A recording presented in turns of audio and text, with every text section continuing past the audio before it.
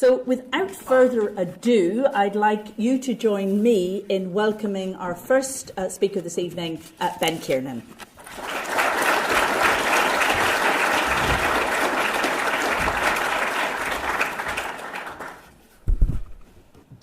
In August 1941, Winston Churchill described Hitler's attack on the Soviet Union. Whole districts are being exterminated.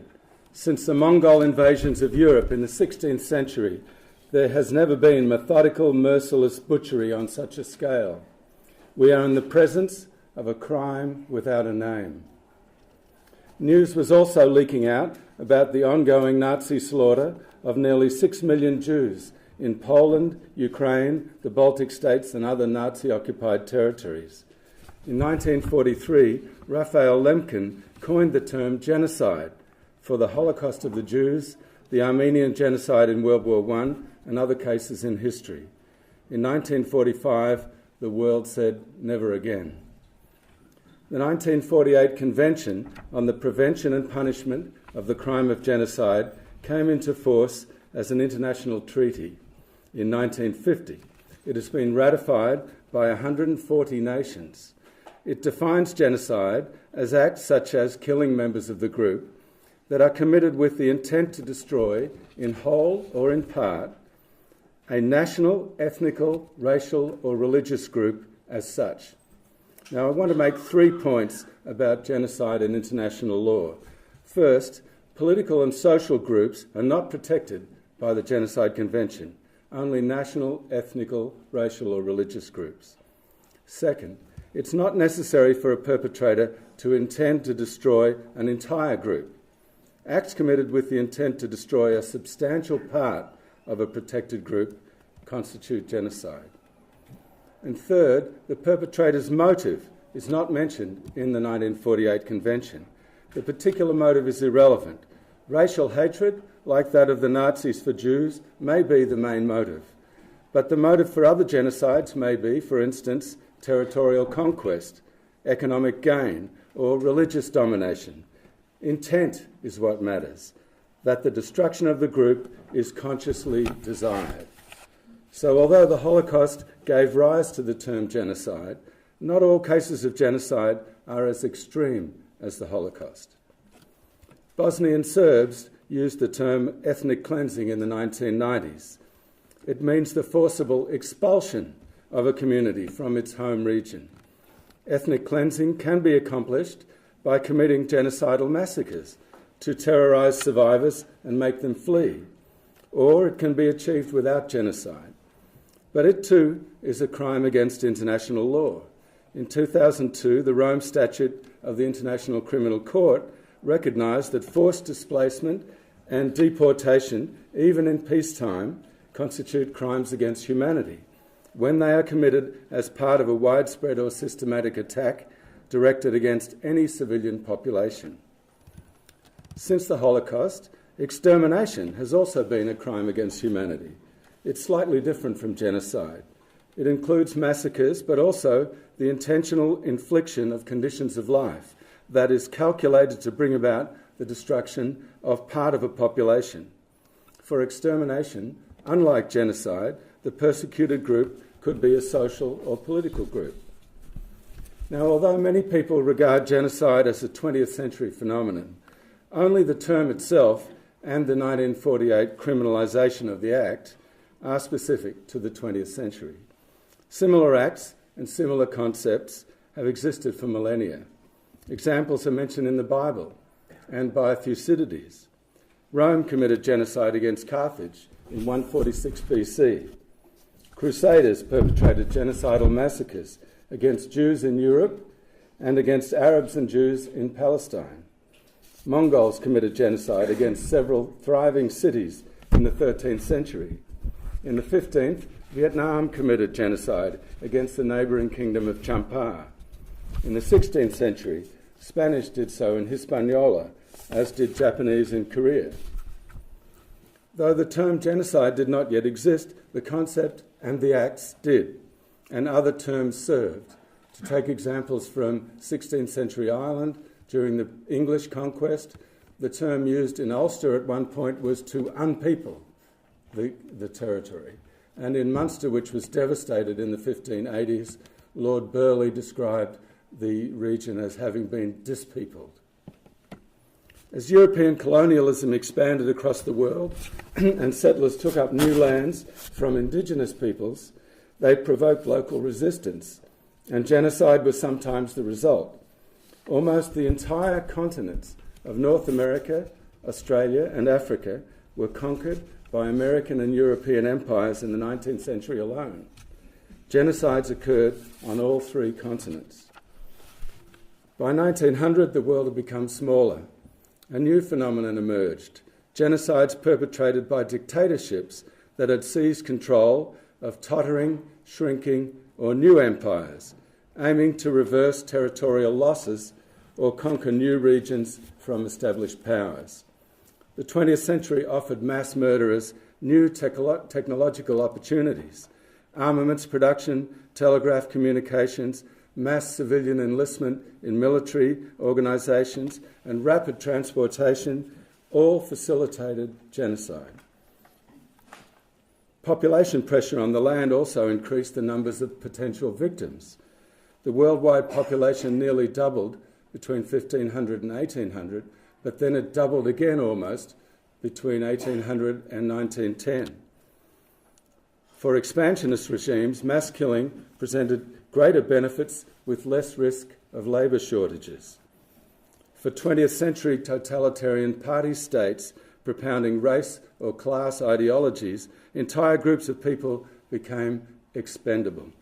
While the Nazis pursued their racial enemies and territorial conquests, the communist giants, Stalin's Soviet Union and Mao's China, pursued mass killing of domestic political enemies and social classes. During the Cold War, political massacres and genocides occurred on both sides. In the 1960s, the US-backed Indonesian army supervised the murder of 500,000 communists and others, and then went on to invade East Timor and kill 100,000 more people in what the UN Truth Commission called extermination. In 1971, the Pakistani military conducted a genocide in Bangladesh, and in 1975 to 79, the Pol Pot regime killed 1.7 million people in Cambodia. The Guatemalan military in the early 1980s committed genocide against ethnic Mayan Indians. Throughout the Cold War, however, the 1948 Genocide Convention was never enforced. The United States did not ratify the convention until 1988. The Cold War's end saw no reduction in the occurrence of genocides, but it finally ushered in the first enforcement of the Genocide Convention. War crimes committed in Bosnia provoked the UN Security Council to establish an international criminal tribunal to try the perpetrators like Ratko Mladic, who was recently convicted of genocide. Then, the 1994 Rwandan genocide of the country's Tutsi minority. In 3 months, it was the fastest genocide since the Holocaust, obliged the UN to set up another tribunal. And in 1998, a former Rwandan mayor became the first person to be convicted of genocide in an international court, 50 years after the Genocide Convention. The massacre by Mladic and others of Bosnian Muslim men at Srebrenica in 1995 fit the Genocide Convention definition. To totally destroy North Korea, a country of 25 million people, as Donald Trump recently threatened to do, would be to commit genocide too. The same applies to the North Korean regime, which has asserted that the 4 islands of the Japanese archipelago should be sunken into the sea by a nuclear bomb. And it went on, let's reduce the US mainland into ashes. North Korea and the US are both signatories to the Genocide Convention. The UN Security Council, of which the US is a member, is charged with implementing the convention, and Trump's threats of genocide, even if not carried out, weaken its mandate. Currently, the fate of the Rohingyas in Burma is a pressing case of ethnic cleansing. A minority of nearly 1 million Muslims in a largely Buddhist country, Rohingyas have lived in what is now Burma since the 15th century. When British colonial rule ended in 1948, they became citizens of a democratic union of Burma. But the army seized power and deprived them of their citizenship, and they began to flee into Bangladesh in the 1990s. The oppression sadly escalated after the elections in 2015 brought the former political prisoner Aung San Suu Kyi and her National League for Democracy, the NLD, into government. And in August, after a small Rohingya insurgent group affiliated with the so-called Islamic State attacked military posts, the army attacked the Rohingyas as a group. After decades of military violence and the NLD's silent neglect of them, it was predictable that ISIS would find some sympathisers among the hundreds of thousands of Rohingya refugees. Targeting all Rohingya, though, is an international crime. China aids Burma and shields it from UN Security Council action, while the Burmese army is blocking a UN inquiry commission. The appearance of ISIS in Burma is a symptom of the problem the world faces. The 2003 US-UK invasion of Iraq, based on the false premises of weapons of mass destruction and without UN Security Council support, spawned an international insurgency that transformed into ISIS. It seized territory in Iraq, Syria and Libya, conducted genocide against Yazidis, ethnic cleansing against others, and war crimes against others. Now losing ground in the Middle East, it's shown up in Southeast Asia and sparked off the worst example of ethnic cleansing since the Pol Pot regime. The United States and China must reform their reckless rhetoric and dangerous policies. The great powers should cooperate with the UN to end genocide, not fuel it.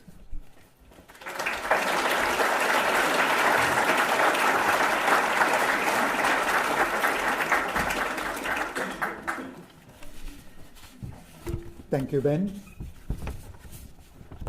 The examples of cases of genocide that you outlined and analyzed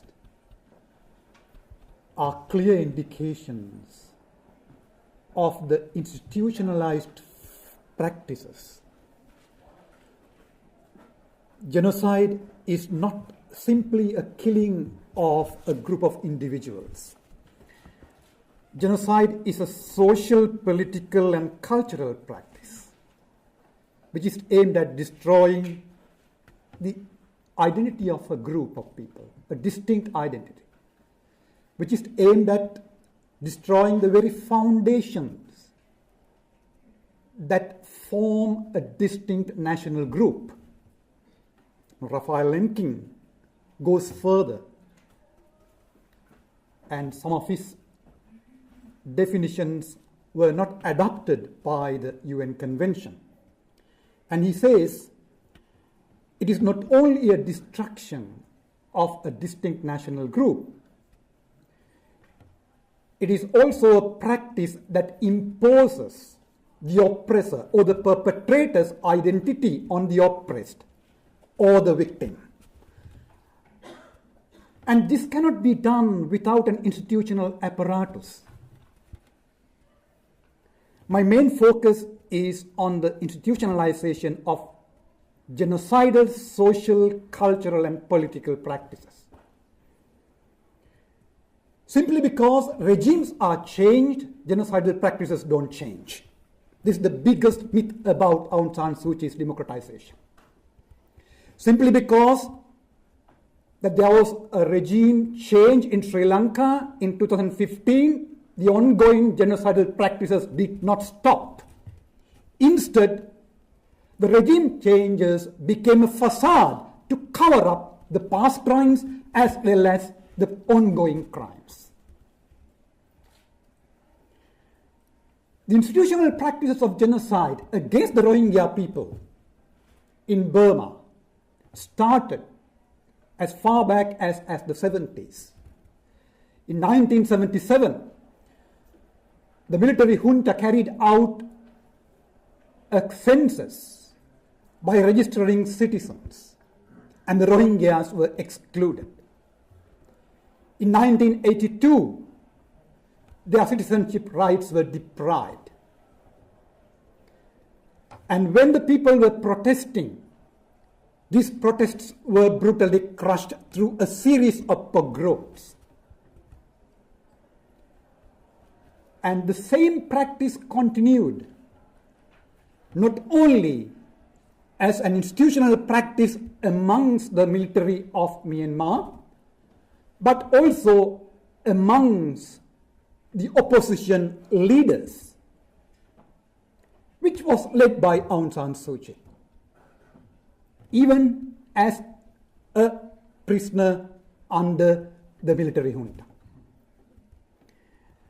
And when it comes to 2015 elections, the party she led purged every Muslim candidate. This is a social, cultural, political practice which is embedded in the majoritarian Burmese Buddhist psyche. It is historically constructed. And it is historically accentuated by both the junta and the majoritarian politics of the National League for Democracy. Now, simply because there was a change from military power to civilian power, partially, this social, cultural, political practice has not changed. In 2015, there was a regime change in Sri Lanka. After the massive bloodbath that was caused against the Tamil people by the previous regime, the opposition candidate for presidency in the electoral platforms did not talk about the massacres. The opposition candidate talked only about the corruptions in the victorious government. The main bone of contention between the opposition in Sri Lanka and the ruling party before 2015 was who owns the military victory. Is it the former president who led the war and his family who owns the military victory? Or is it the opposition, the security forces, and the single masses who wholeheartedly back the war own the military victory?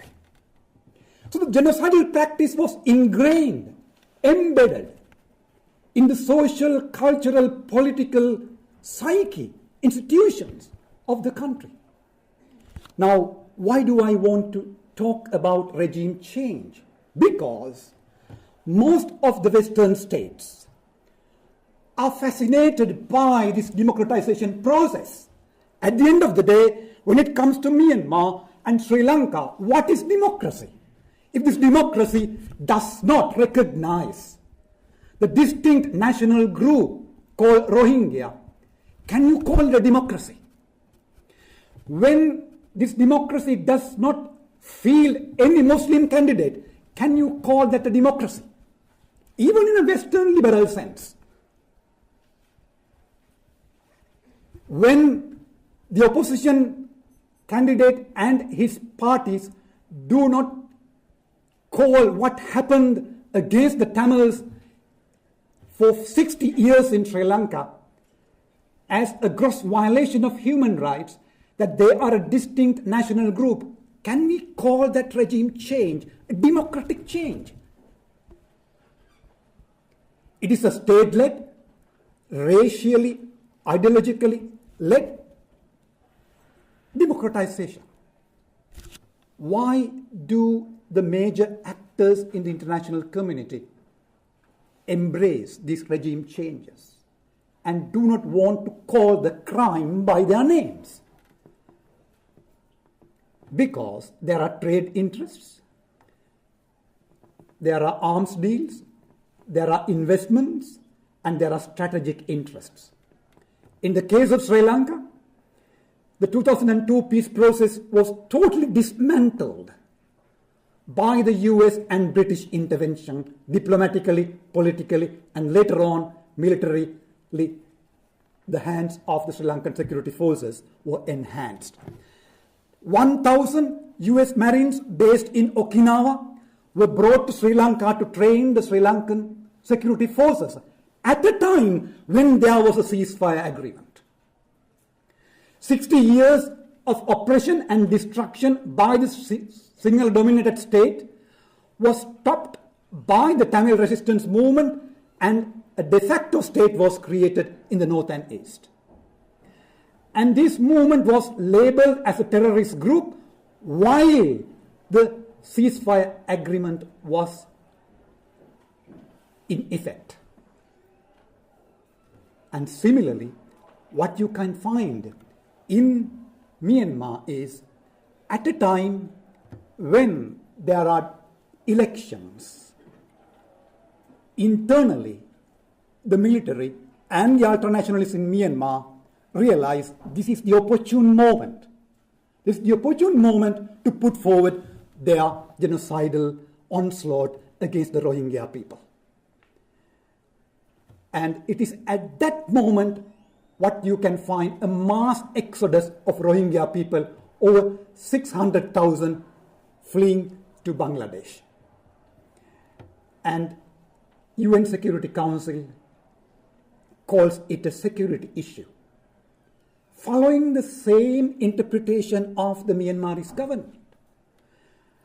And international human rights groups like International Crisis Group says both in the case of Sri Lanka and in Myanmar, we have to give time to these regimes to move on. What does it mean by giving time? Giving time here means to let these regimes to continue with their ongoing genocidal practices, both in the Arakan state, in the Rohingya areas, where 40% of the Rohingya population have been depopulated, as well as in the Tamil areas, where at least out of 18,000 square kilometers, 9,000 square kilometers have been acquired by the Sri Lankan military, building a range of Buddhist statues, changing the names, Tamil names into Sinhala names, and this is being projected as a post-conflict era. This is being projected as a move towards democratization. Thank you very much.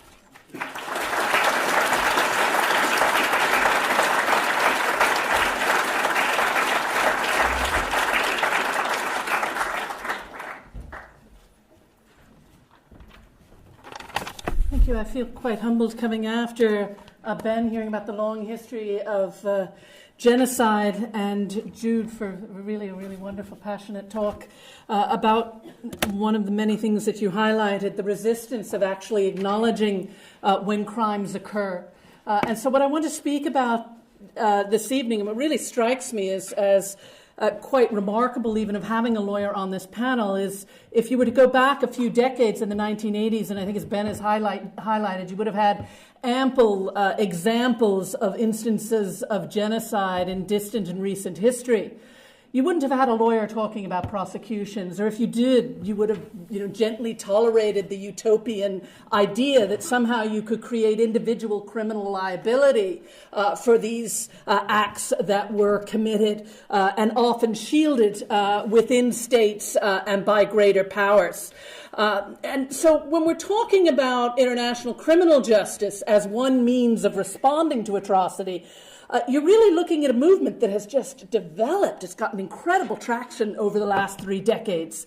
And last week, when you had the Mladic judgment come out, it's particularly, I think, important for those of us in Ireland, because here you have an example of what has been deemed by an international court, with over 2.5 million pages of transcripts now generated from the International Criminal Tribunal for the former Yugoslavia, what has been deemed to be, after judicial scrutiny and rigorous assessment of the evidence, genocide.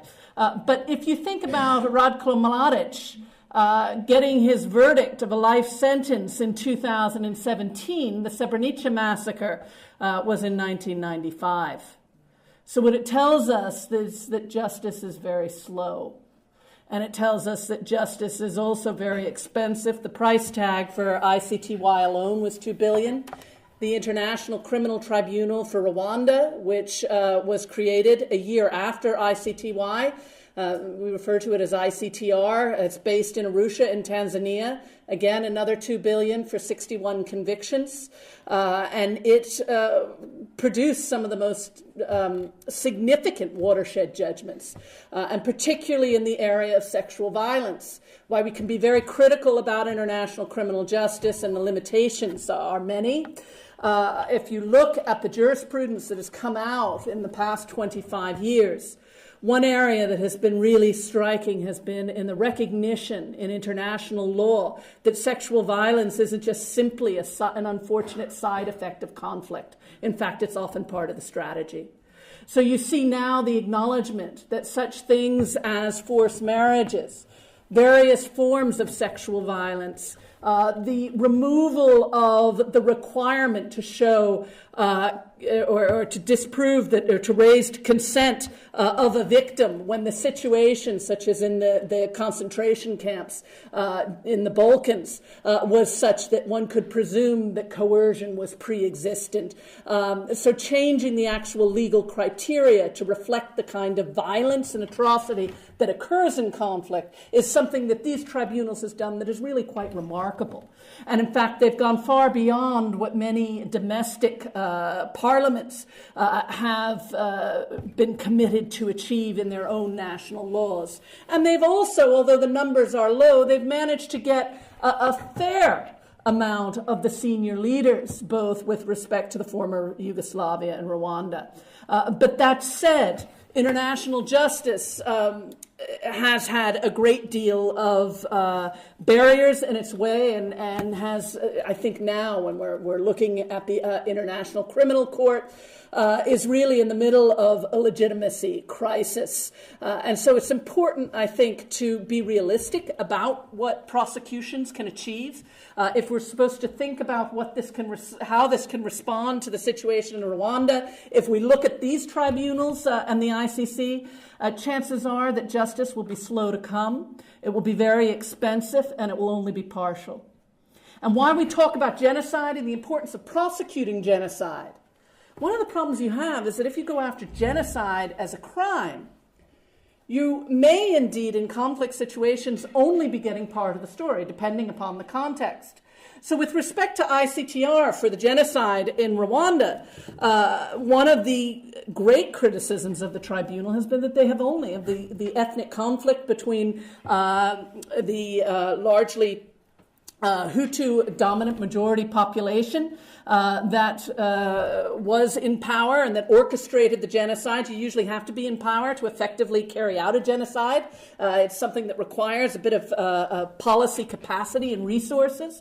Meant that actually, although the Tutsi RPF regime had created a certain amount of credible evidence that was collected by human rights organizations, that they too were responsible for some, nowhere on the same scale, but significant crimes against humanity. Not a single Tutsi was prosecuted by the International Criminal Tribunal for Rwanda.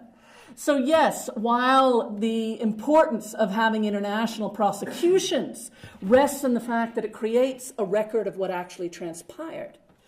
Alison Deforge, who used to work for Human Rights Watch before she tragically died in an airplane accident, was one of the great monitors of the Rwandan genocide, and her work was very central to the deliberations of the court in Arusha. And she named her Human Rights Watch report very tellingly, "Leave none to tell the story." And leave none to tell the story was the objective, the stated objective of the Hutu genocidaires. The idea is that you wipe everybody out so that the story is no longer there. And now the archives of the International Criminal Tribunal for Rwanda indeed have a story to tell. But because of the reality of power politics and the strategy of the prosecutor, it's only a partial story. And I think that when you are hoping for the capacity of international criminal justice to respond, and to respond in a way that lives up to the expectations that were proclaimed by policymakers and academics and civil society that were so galvanized by the idea of having international courts and tribunals, you need to be aware of its very serious limitations. And part of that, and I think, Jude, you've spoken really well about the influence of power politics and perhaps the hypocritical approaches of the greater powers that support international courts and tribunals when it suits them, and when indeed the scrutiny gets too close for comfort, either towards themselves or towards their allies, may in more discreet ways actually obstruct the process. I'd recommend to you to read Bosco's book called Rough Justice that looks at the political strategies of the prosecutor of the International Criminal Court. And it gives you a very good sense of how the officials of the court, the complexities of these prosecutions, their dependency on states, ends up requiring a lot of compromises and trade-offs. And so that international criminal justice, we tend to think of it in terms of its analogous domestic counterpart. And later, Lady Justice is blindfolded and justice is neutral. But actually, international courts aren't depoliticized. They aren't independent in the way that we think that justice should operate on a national level, because they don't have any enforcement powers. If defense counsel actually want to access witnesses, they need an entry visa.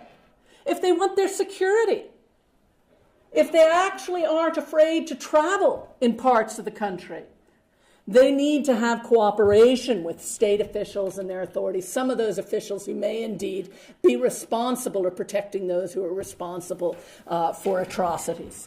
So international criminal justice and its implementation is something that is profoundly difficult to execute. But bringing this back in closing to Europe, one point that I think warrants reflecting upon is we tend to focus on international justice on its side in sort of a silo domain. But what you should be thinking about is international justice prosecutions as part of much broader processes of transition. And when we go back, we have a very romanticized idea of the Nuremberg trials and all the movies and dramas that flowed from it. But actually, if you look at the robust democracy that was built in Germany, many will tell you that it had much more to do with the Marshall Plan than it did with the prosecutions. And the prosecutions very much fed into an idealized Allied vision of the justice that they were bringing. It fit into a broader political narrative. But the Marshall Plan reminds us that actually, if you're thinking about the Balkans and now the reports that those experts who work in the region see a disarming slide back towards periods where there was a heightened tension between ethnic groups and that actually hasn't disappeared, that it's creeping back and they're worried about the future of the region. And although we're kind of consumed, we think of the EU now as one of many series of crises, and we're consumed with Brexit.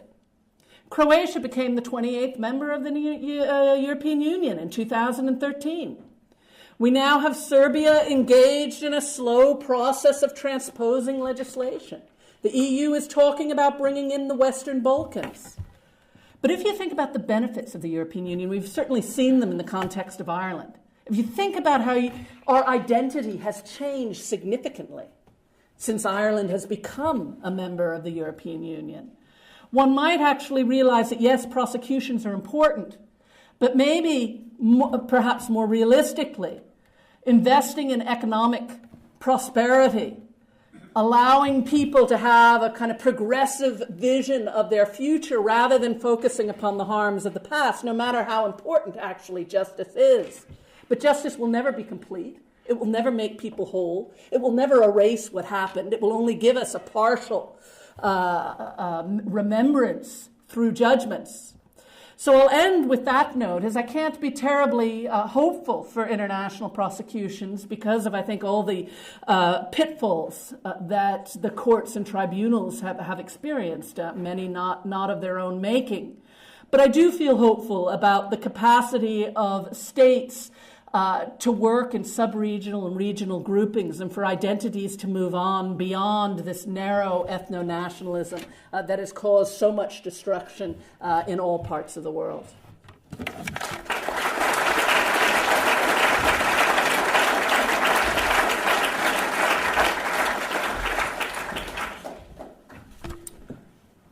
As an old geezer who's a graduate of this university, it's really good to see so many young people here tonight. And I must say, my notes have become somewhat redundant because my learned colleagues here have gobbled up a lot of space and a lot of territory. But I am not an academic expert in genocide, but I have experienced it up close. I worked as Rosemary mentioned, in Iraq under the sanctions period and watched as we, the United Nations Security Council, killed about 500,000, maybe 1 million Iraqi children, as was confirmed by Madame Albright, the US ambassador, who said this was justified in order to punish Saddam Hussein. Of course, that is gobbledygook because we punish the people, not the leadership, and that is the failure of sanctions. I've also participated in tribunals, both two on the Tamil situation, here in Dublin and also in Bremen, and more recently in London on the first tribunal we had on the Rohingya tragedy.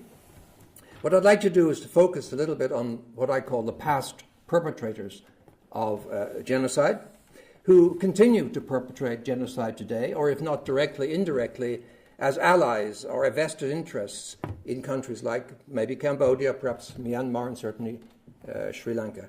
And they are the problem, because until we remove them, we're not going to change genocide. And we need to get into a position where we can anticipate genocide and, of course, stop it before it begins, because right now we don't do that. We designate genocide when it's too late. We've had a good run through the definition of genocide by Ben. The word intentionality is key, and I'm not sure he mentioned that, but I'm sure he intended to. And yet, when the Americans killed 202 million Vietnamese, did they intentionally plan to do that? And that's a question you could ask yourselves. Or in Yangon, did they intend to kill thousands or hundreds of thousands to push out 600,000 into Bangladesh? Or did the Saudis, or do the Saudis right now intentionally plan to destroy Yemen totally and murder the Houthis, a minority up in the Sana'a region? So intentionality is part of the definition, but you wonder how it gets in there, so to speak.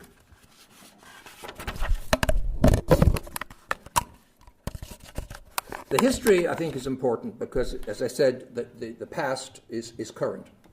And the difficulty we have is that, as Ben, I think, implied, the danger of genocide comes out of corrupted religious faith, it comes out of land, oil, greed, resources, empire, colonialism, power, military ambition, racism, punishment, all of that. That brings on, whether it's internal or external or a mixture of both, it brings on what we abhor. And the situation now is that we have internal genocide in sovereign states like Rwanda, like Cambodia, like several other examples. But if you go back to the beginning, I have to look at you all and say to myself and to you that we white European Christians are the most dangerous people on earth. And let me start with the Crusades. The Crusades is a picture-perfect example of genocide. Hundreds of thousands of military Christian warriors set sail, or whatever, they marched through Turkey, right in through Syria, in other words, to clear out of Jerusalem and the Holy Land Jews and Arabs who were residing there. It satisfies genocide, in my mind at least, 100%. And we haven't really changed, because, as Ben mentioned, we moved down the centuries. I'm just going to jump to a more recent period, setting aside the in 16th, 19th centuries with the development of, again, white Christian endeavor, the colonial period, where we gobbled up most of the world and destroyed and brought destruction and murder and mayhem and exploitation and slavery and all of the things that make up a nightmare. And we've seen that the British, of course, perhaps are outstanding. Africa, Far East, India, of course, where Churchill himself was responsible for killing 3.5 million Indians when he moved food out of India to feed the troops in Europe during the war. The Netherlands is infamous in Indonesia and other places, creating slavery, slaves out of the people of Java. The Belgians are infamous in the Congo, where over 8 million were butchered by the Belgian king. Portugal is well known for parts of Africa and Latin America. Spain, as Ben mentioned, Spain, of course. France, Asia, North Africa and Central Africa, and even Germany in the old days when they had the colonial regimes brutalized and slaughtered a couple of tribal groups in Namibia, and even in China they attacked these savage, inferior Asian people. And lastly, to mention North America again, we have perhaps the greatest genocides committed in history, in Australia, in Latin America, in Central America, and of course in North America. In fact, the genocide in North America continues. It's an ongoing genocide today, in that from maybe 20-something million Native Americans, we now have about perhaps 2 million, and most of those are living very poor, shabby lives in reservations and not given the opportunities that the rest of the United States gives to its populace. So we have a problem of ongoing. We have a problem of those who continue the program. And I've avoided mentioning slavery across the Atlantic in the United States and the South Africa and South American states. And I'm skipping the First War, the Second War. The Holocaust, of course, has been mentioned, where we saw a brutal and tragic attack on a religious group, where in a context where perhaps 10, 15 million people lost their lives and 6 million Jews clearly, very specifically, were put to death. Because, of course, we nice Europeans, we failed. We failed the Jewish people. We had space, we had opportunities in the 30s, and we didn't take them. We could have done, but we didn't take them. So that's another side to that tragedy. Since then, since 1945, we now have a whole new ongoing role. Ben mentioned DPRK, which is interesting, because I agree with him, of course, that Trump's threat is genocidal by nature. And the fact is, at the end of the Korean War, the United States did bomb North Korea, and they destroyed every city, and they killed 20% of the population. So what he said has real meaning to the North Koreans, as you can well imagine. If you look at Vietnam, again, the loss of life there is absolutely extraordinary. Laos, Cambodia, the Pol Pot, again, supported by allies in the neighborhood, so to speak. And Zimbabwe, as we know, in Matabeleland, there was also a genocide committed by the man who is now the new president. Indonesia, we've mentioned, I think. Palestine, nobody's mentioned, but that is an ongoing genocide. That is not ending and is very scary. So all of this is part of the definition and the tragedy of ongoing, and I won't get into Sri Lanka, Myanmar, my time apparently is running out already. But the fact is that we have member states who are not playing the game, and they are not prepared to make change. And what has to be done is we've got to take the power, which resides in the veto member states of the Security Council. We've got to change the Council and make it a democratic institution. We've got to have in the Council every region of the world represented, which of course is not the case today. What we do have, we have 4 of these white Christian Europeans represented, I'm excluding China, and they are guilty of genocide themselves and are reluctant to designate genocide today, just like Clinton couldn't bring himself to identify Rwanda as genocide. And we, the United Nations, had 5,000 troops in Rwanda as the genocide took place. But the Council didn't have the courage to give the general from Canada the authority to go ahead. So what do we do? Well, I think we have to get rid of the perpetrators, end the Security Council, make it democratic, and get a different ballgame and a different decision-making process. We've got to take the ICC or some other entity and give it freedom. Because right now the International Criminal Court is controlled by the Council. We've got to free up the Secretariat to do better work, anticipate problems rather than coming in too late, which is the way things have been done in the past. We've got to speak to power, demand action. We've got to reform all aspects of the United Nations. And we've got to get into the anticipation business, prevent genocide, do peacekeeping, question state sovereignty, maybe interfere, and that's a very dangerous game, which of course can backfire.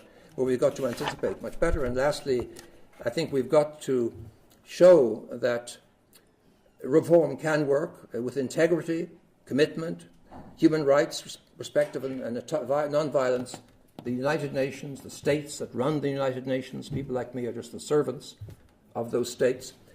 Things can change. Because if we don't buy into that, if we give up, we owe it to the thousands, millions of people who have died and are dying as we sit here today under genocidal situations if we don't make an effort, we don't have hope, we're abandoning them, and that's unacceptable.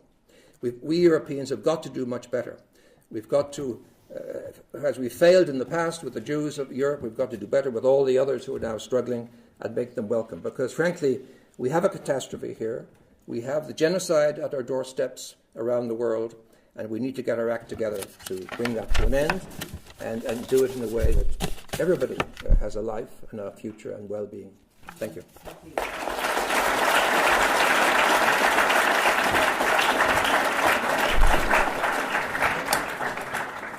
Thank you so much for those 4 fabulous presentations. It's now over to you. I just would ask you again to introduce yourself. We want direct questions, so we don't have time for long interventions. There's one exception, though. Do we have somebody here who has just returned from Bangladesh, from the Rohingya camps in Bangladesh? Could I invite you actually to say a few words, I don't know if you'd intended to, about your experience there, and then everybody else, it's going to be a direct question. You may not wish to, so do you want to say something? Of course you can. So you're the only person who gets to speak at length. Everybody else, please, a direct question. So we've got, you're just back from Bangladesh. Would you also like to say something? Everybody needs a microphone, though. So we'll start with you. Again, if you wouldn't mind, just briefly, but no, don't say anything without a mic. Myself, I am also a member of the Rohingya community in Kerala. I was visiting last month in Bangladesh refugee camp. I was also spent my 17 years refugee life in the Uttapalam camp, Bangladesh. Right. I like to say also. Okay. Thank you very much. So let's take some questions and then we'll come back over here. So there's a number of hands up. There's one here. Have you got the mic, sir? If you can just pass it on. Yes, please. Again, your name and a direct question. Good evening. My name is Heikel, and I'm a member of the Rohingya community. And I have been in Ireland nearly 7 years. Your question is? Yeah, my question is a bit long. No, very direct and brief. Professor Ben mentioned that, genocide it consists of intent to destroy ethnic or religious group, partly or wholly. We're wondering when we will be called by their name, by the genocide, when we have been deprived of citizenship, we have been denied freedom of movement, freedom of religion, freedom of education that I face myself, and freedom of all kind of freedom mentioned in UN Human Rights Article 31 articles. Okay, what is your question, Heikel? When we will be called as genocide. Okay, thank you very much. We'll come back to that. Next question, please. There's where? Have you got the mic? I'm Serafin, Josephine survivor, and I would like to ask Rosemary the question. She said that tribunals are too slow. So when that tried to initiate domestic tribunals that called the Cha-Cha. So as I was there and I survived and I lost my relative. So we tried those tribunals at home, and then you were stopped for some reason. So do you maybe say something about it, and do you think that maybe they can help to pick these tribunals? Thanks. Thank you very much. One last question. There's a lady just here. Yeah. Thank you, Anne Fitzpatrick. My question is directed to Professor Byrne. I'm coming up with this from an EU law background, and I just wanted to know, do you see a role for the European Union as an actor going forward? The Common Foreign and Security Policy that was established in the mid-90s sought to make the EU a global actor. It failed in Srebrenica, and now we have the Post-Lisbon Treaty Enhanced External Action Service. Do they have a role to play, perhaps, in preventing genocide, either at European borders or globally? Thank you very much. We'll maybe start with those three. There were two sort of towards you, Rosemary. So if we start with you, there's the mic just in front of you. And then Ben, please. Well, in response to your first question about the Gacaca trials, I I guess in a way you would be more qualified than I would to comment on the value of these trials. It'd be a longer conversation. What I can say is that the model between having international prosecutions and having proceedings on a domestic level, whether they be criminal proceedings or also through different kinds of commissions, seems to be really the way forward, because international prosecutions can only prosecute a few people, and it is the length of time that becomes a real barrier. The problem with Gacaca, as I understand it, was that there were very serious due process problems, in that it was very difficult to replicate a procedure that had adequate protections for those that were being accused. But that, I think, is the real struggle, and particularly in Rwanda when the judiciary was wiped out. It seemed to me that it was a very creative approach of looking to indigenous justice systems and to try and find an alternative that could help people kind of close chapters and move forward. But whether it was successful or not, I think you would be much better placed to say than I would. But thank you for the question.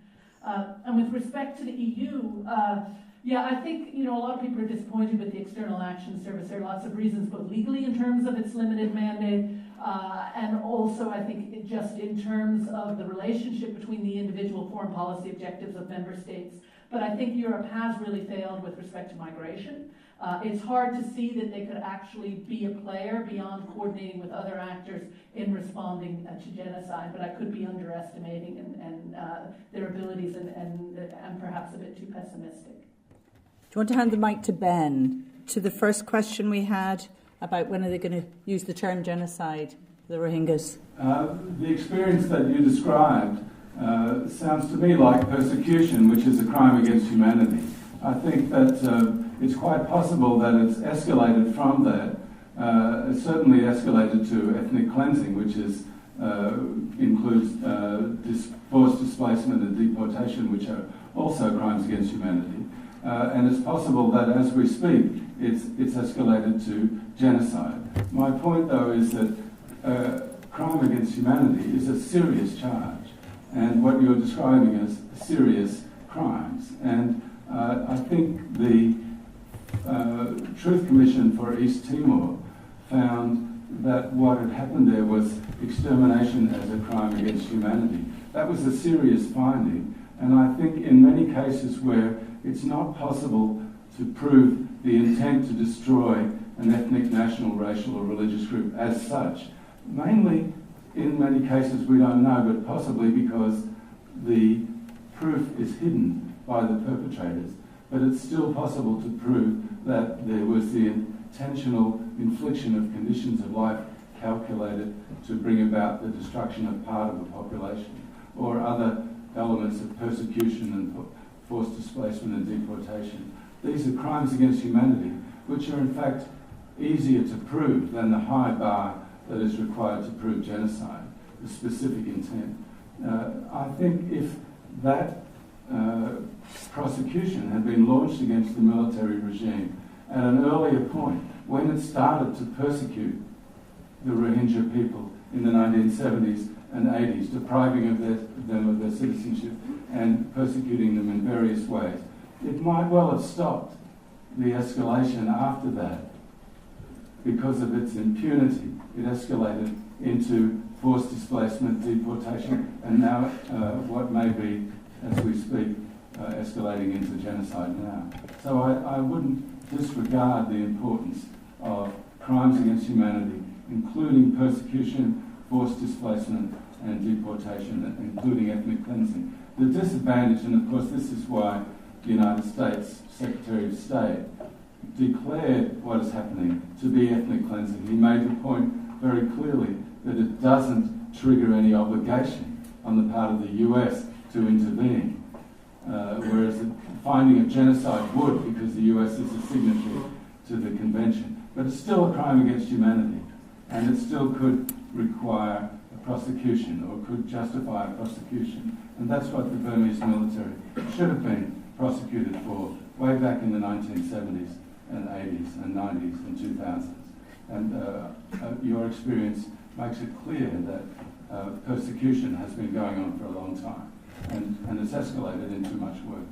Ben, just while we're on this, I don't know if Dennis or Jude or Rosemary want to come in, or we take another round of questions. Okay, do you want to say something, Jude? Yeah, one clear thing in my mind is, since 2005, we can find a two-child policy imposed by the military junta on the Rohingya community. The same is being continued under the de facto leader of Aung San Suu Kyi. And there are at least 2 to 3 times per year, government officers go to Rohingya settlements and check how many are there in the family. It all depends on who will be present at that moment. The rest are declared illegal. And we could find from the statements of the politicians, civil servants, very clear racial intent since the 1970s, when we tracked down very clearly the history of this process. There's a very clear racial intent. I'll give one small, it's not small, one lucid example. The head or the chairperson of the Arakan State Commission, which was appointed by the federal state to probe into what was going on, stated, Rohingya women are so ugly that no Burmese soldier would dare or would like to rape her. And the Myanmar's ambassador to Hong Kong once said, look at their skin. They are not as fair as us. We could see a range, the same thing could be found in the case of Sri Lanka. Since the time of the colonial period, we could see these racial categories have been introduced by the very colonial practice, which never existed before. There are religious differences, linguistic differences, cultural differences, but racial categories definitely a Western construct, colonial construct. And we are reaping the harvest. So that which is happening there is not the ethnic cleansing really. That which is happening there has connections with our way of understanding here in the West and our history. Thank you, Jude. Dennis, I think, wants to get in there. Yeah, I just wanted to clarify that I think the word ethnic cleansing is totally unacceptable and abusive and it should not be used. It's the language of the perpetrator. So if the Secretary of State of the United States used ethnic cleansing, that means that the Americans are not ready to consider genocide, because under genocide, as Ben just said, they'd have to do something about it. And they don't want to do something about it, because they have vested interests in Burma, and in the case of Sri Lanka. They want to keep the place stable, they don't care about the Rohingya, they're doing business. Thank you very much. We've got more questions. So the gentleman in the red, and then this gentleman with the glasses, the lady here, and then one at the front. So please go ahead, sir. Tom O'Connor, I want to refer to one case that Dennis mentioned. And I suppose the question is, does Ireland have to act if we are aware of a genocide going on? And just to remind us of something Ben said at the beginning, is that it's not necessarily actually to kill an ethnic group, just to make life so unbearable. That's actually Article 2.3 of the Genocide Convention. And taken in terms of the Palestinian situation. Prime Minister Netanyahu on St. Patrick's Day this year said, elect me and there will be no Palestinians, and he's referring to the occupied territory. Sorry, could you, what is your question? My question was, at the beginning, I said that is Ireland, is any country obliged to act if they are aware that there is genocide going on? The difficulty about Palestine, it is so slow, it's hard to spot. Thank you very much. We've got another question here. Dara McDonald's my name. Directed this at Ben, really. World War II featured more than one genocide. Obviously, we all automatically think of the Jewish Holocaust, but I'm sure you agree the Nazi regime was also responsible for genocide in the east of Europe in particular, generally. But to what extent would you agree that the fire bombings of Hamburg and Dresden were also acts of genocide, and of course the 2 atomic bombings in Japan? Thank you very much. The lady just directly behind you. This is directed at you, Professor Byrne. Is there any international community concerned with justice, such as the UN and other bodies like that, any thought of including or focusing on those countries which have economic trade, particularly in economic trade, that is involved in supporting both militarily and perhaps economically perpetrating regimes? Thank you very much. Thank you. And if not, why not? Thank you. Please. I'd like to ask, well, following on from that question, the Assad regime atrocities have been categorised as extermination by the UN for the detention policy, because so many people of mass murder has taken place. And just at the moment, there's an Irish trade delegation going to Iran. It's just been postponed because of the political upheaval. And I just wanted to ask the panel regarding surely trade and human rights should be linked, but there's actually nobody in Ireland that I can see raising, whereas they have done with Saudi Arabia, nobody's raising Iran's role in Syria, completely separate from the nuclear deal. Thank you very much. Back to the panel, just there's a lot there, so I was going to say, who wants to start? Rosemary? The mic's in your hand, even coming back to that last question. I'll start with the legal questions. I just want to make a general observation of the discussion, and one thing that has struck me is I think we're working with many different definitions of genocide, and that does concern me. And what's interesting about the discussion, as I think that came out from your wonderful observation earlier, is that we have this hierarchy in our mind. That somehow or other, if it's not genocide, it's a lesser crime. And I think that if you look at sentencing, if you look at the nature of the crimes, that actually crimes against humanity are very, very serious. Genocide, because there's the intent, is very difficult to prove. So many of the examples that we've been actually using this evening, I would say would have very slim chance in court of actually being able to successfully establish that a genocide has occurred. And what's happened is, for instance, with the Blanich decision, because we're working with this idea that it's either genocide or the world is rosy and the perpetrators haven't really gotten their dues, there's been an outcry from victims groups. The finding against Mladic was he was guilty for genocide with respect to Srebrenica.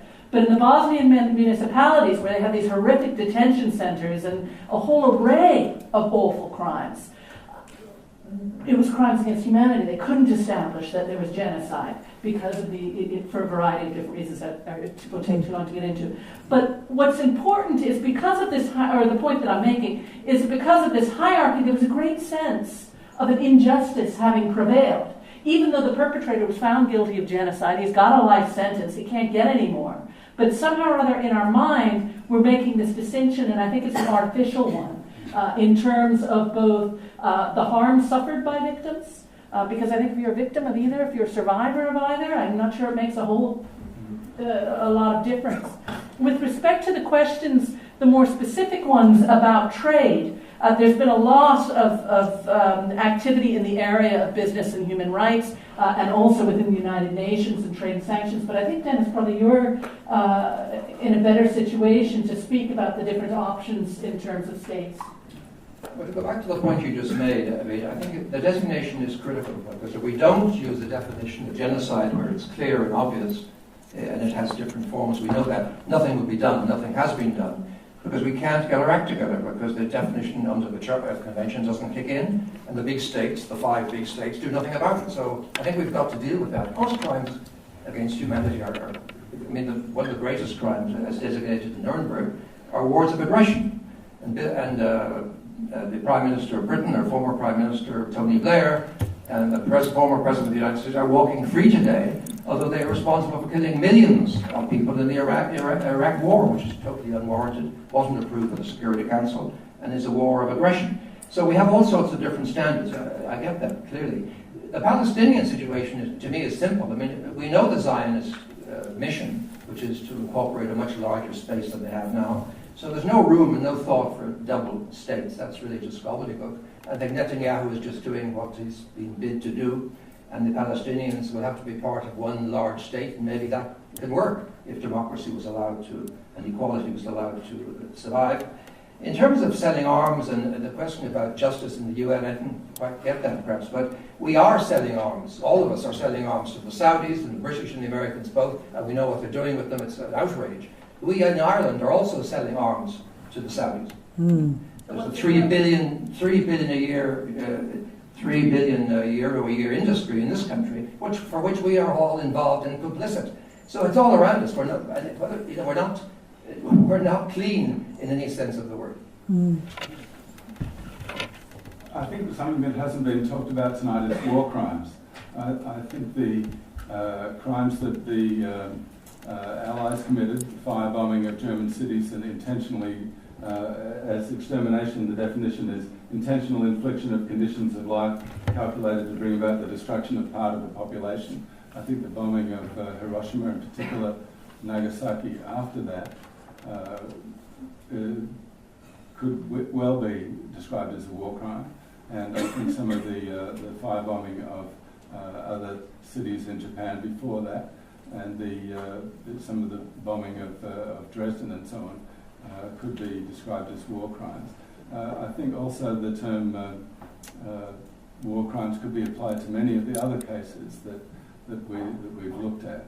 And that's extremely serious. Before the Genocide Convention came to be implemented, I remember this particularly in the case of Cambodia, the word genocide wasn't well known in the press and so on, and the press often used war crimes as a misnomer for genocide. It was considered to be extremely serious to be convicted of war crimes. And I think that's another weapon in the arsenal of prosecutors who could well take up those issues. It's different also to be a historian and to be a lawyer. And you'll often find that lawyers won't take up a case when they see a better case. It doesn't mean that the case you want them to take up isn't strong, it's just that they'll take up the strongest case they can find. And so a number of cases have not been taken up simply because there was a stronger case that they put their money on, basically. I see you nodding your head, Rosemary. You agree? Yeah. He's not saying bad things about lawyers. Jude, is there anything that you want to add there? Let me give an example.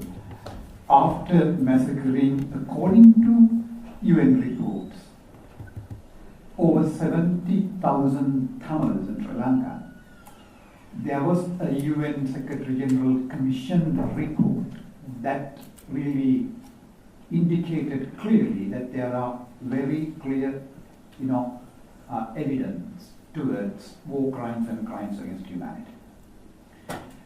And that report was quite big. And just after a few months, the US government adopted a resolution in the United Nations Human Rights Council. As you know, United Nations Human Rights Council is a dog horse without teeth.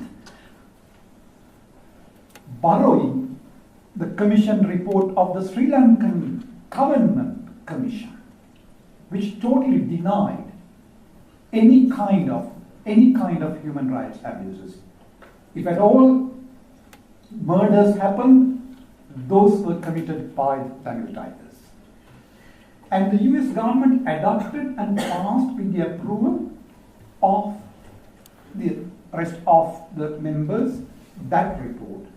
And finally, after 3 years, Sri Lankan government, which was the main perpetrator, has been entrusted with the task of investigating their own crimes. So, and when John Kerry visited 2 years ago Sri Lanka, he said, yes, accountability is important, but while respecting the professionalism and heroism of the Sri Lankan security forces. And what finding? And before that, another US officer said there are aberrations. Now, the importance of naming the crime as it is this. When we say there are aberrations, human rights violations, they tend to give an impression it's an exceptional situation. All right?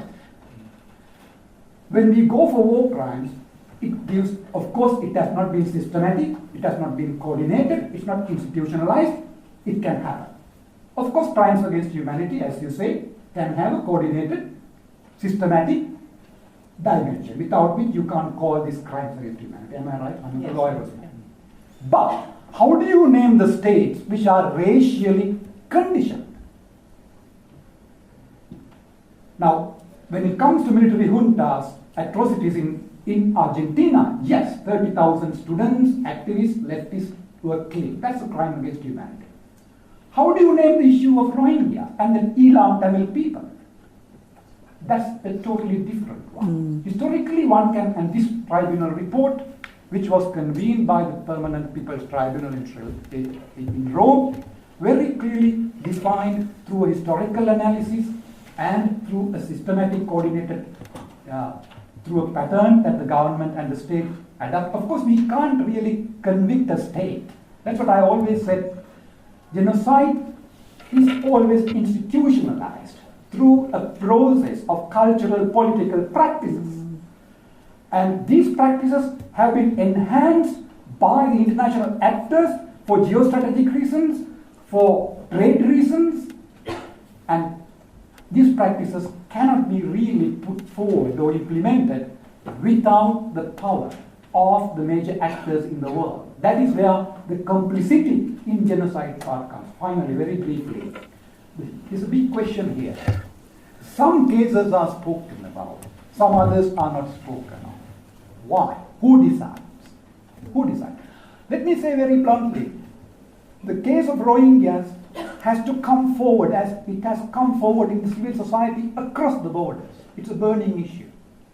Because there's a powerful Muslim world. But at the same time, some Muslim governments are also very clearly responsible for what's happening. Saudi, Bangladesh, Malaysia, they have put the Rohingya people into prison for not showing their proper documents.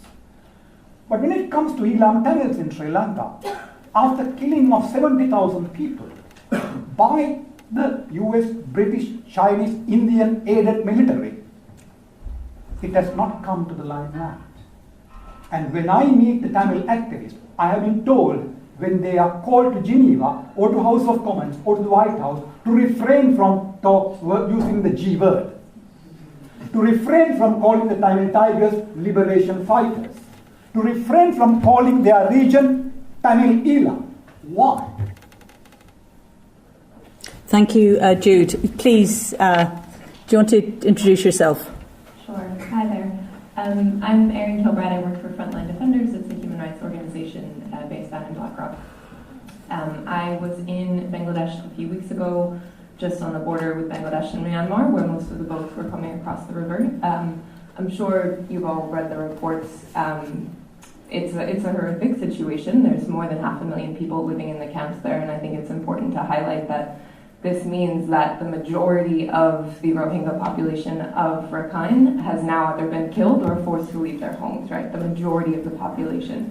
It's a massive amount of people living under tarps, often that they purchase themselves. The medical aid, the humanitarian aid was very, very slow to get in due to both political and just existing bureaucracies in Bangladesh. The injuries were horrific and there aren't enough doctors. MSF is wonderful, but there's only so many of them.